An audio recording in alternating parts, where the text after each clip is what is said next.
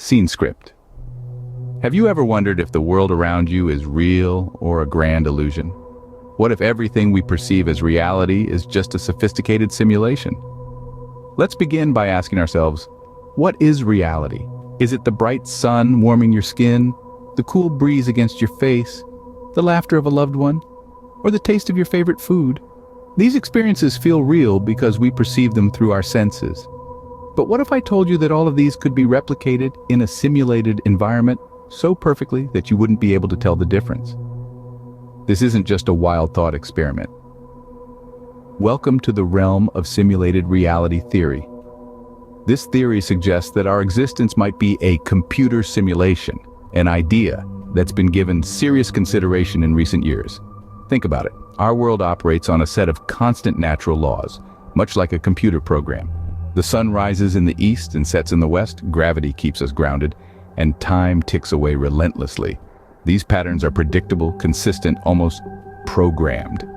Now, consider the rapid advancements in technology. We've already created virtual realities that can trick our senses into believing we're somewhere we're not. Video games have evolved from two-dimensional pixels to immersive three-dimensional worlds. These simulations are becoming so detailed, so lifelike, that we might soon struggle to distinguish them from, physical reality. But why would anyone want to simulate our reality? Well, there are numerous theories about that. Some suggest we might be part of a massive modeling exercise, seeking optimal solutions to large-scale problems.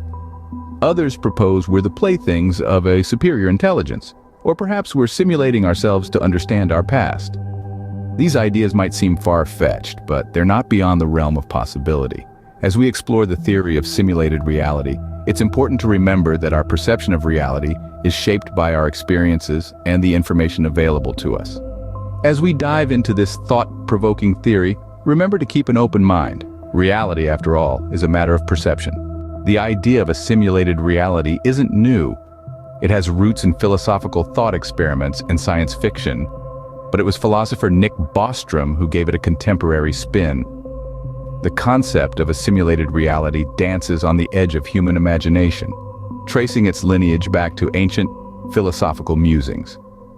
The Chinese philosopher Zhuangzi once pondered if he was a man dreaming he was a butterfly, or a butterfly dreaming he was a man. Fast forward a few centuries, and we find René Descartes wrestling with the notion of an evil demon capable of manipulating our perceptions of the world. But it wasn't until the turn of the 21st century that the idea moved from philosophical speculation to scientific hypothesis. Enter Nick Bostrom, a philosopher from the University of Oxford. In 2003, he penned a thought-provoking essay, "Are You Living in a Computer Simulation?" The essay proposed that future generations might have the technological prowess to run detailed simulations of their ancestors. That's us. Bostrom's argument was underpinned by two key assumptions. First, that a technologically mature civilization would have enormous computing power. And second, that such a civilization would be interested in using that power to run ancestor simulations. If both these assumptions hold, he reasoned, then we are almost certainly living in a simulation. As we've advanced into the digital age, the plausibility of Bostrom's theory has only grown. Today, our reality is increasingly intertwined with the virtual. Video games offer immersive worlds that feel tantalizingly real. Virtual reality technology can trick our senses into believing we're somewhere we're not. And with the advent of quantum computing on the horizon, the computational power needed for a detailed simulation of reality doesn't seem quite as far-fetched. As technology continues to advance, the line between reality and simulation blurs. But how can we ever know if we're living in a simulation? If we are living in a simulation, there should be some clues, right? Let's examine some potential evidence. First, let's consider our consistent natural laws. The universe operates on a set of laws that never vary. The law of gravity, the speed of light, the laws of thermodynamics. These are just a few examples. But isn't it rather peculiar that our universe operates like a finely tuned machine, never deviating from its established rules? This consistency could be seen as evidence for a programmed reality, where rules are hard-coded and unchangeable. Now, let's move on to something a little more intriguing. The Mandela effect. This is a phenomenon where a large group of people remember something differently than how it actually occurred. For instance, many people distinctly remember the famous line from Star Wars as, "Luke, I am your father." But if you rewatch the scene, you'll find that Darth Vader actually says, "No, I am your father." Could this be a glitch in our programmed reality? A discrepancy in the update of our collective memory file? Then there's the matter of our understanding, or lack thereof, of the universe. Despite our best efforts, there are aspects of the universe that we simply cannot comprehend or explain. Dark matter, black holes, the beginning and end of the universe. These are all mysteries that elude us. Could it be that these are elements of the universe that are intentionally kept beyond our understanding? Like a video game that doesn't allow players to see beyond the boundaries of the map. Finally, there's the question of quantum mechanics. This field of study has given us phenomena like quantum entanglement and superposition, which seem to defy our understanding of reality. Could these be signs of a simulated reality? After all, in a computer simulation, it's entirely possible for something to be in two places at once, or to change based on observation.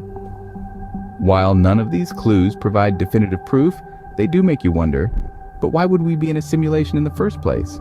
If we are indeed living in a simulation, what could be the purpose? Are we part of a grand experiment, or is there something more? Let's ponder that question.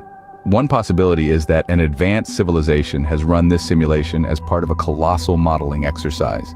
In this scenario, we are akin to characters in a video game.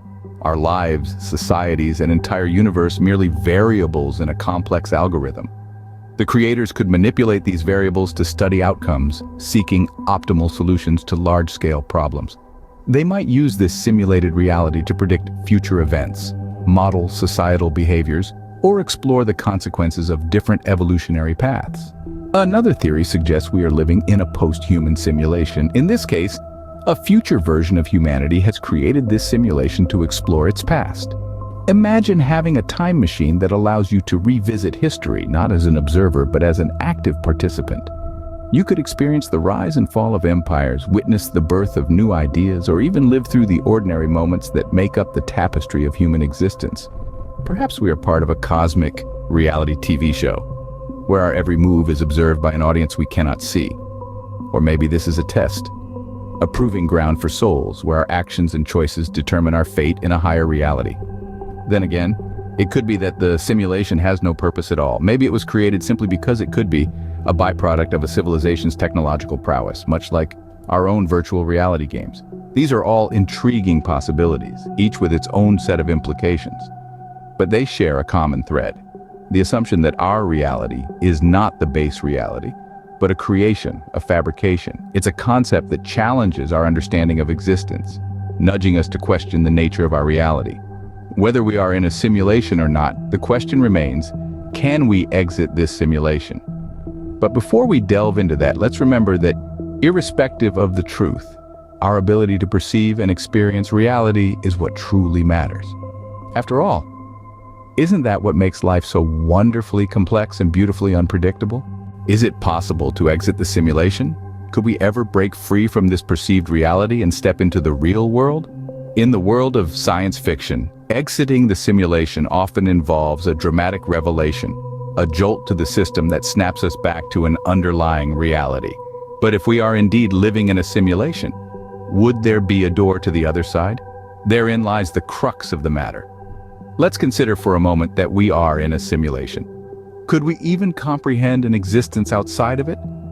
Our understanding of reality is bound by the laws and constraints of this universe. We perceive the world through the lens of our senses, and our senses are adapted to this reality, simulated or not. Now, if we were to exit the simulation, we would be stepping into a reality that isn't tailored to our senses, a universe with potentially different laws of physics and dimensions our brains can't even begin to fathom. Would we be able to survive, let alone comprehend such an existence? And then there's the question of identity. If we exit the simulation, do we remain us? In a simulated reality, we are essentially lines of code, intricate algorithms, dictating thought, emotion, and action. Outside the simulation, would these algorithms hold? Would we retain our memories, our personalities, our very sense of self? Finally, let's ponder the philosophical implications. If we found a way out of this simulation, would we take it? Would we trade a reality where we have purpose, love, and understanding for an unknown existence that might be devoid of all meaning? Even if we could exit the simulation, would we want to? After all, our ability to experience and perceive reality is what truly matters. Whether simulated or not, this is our reality.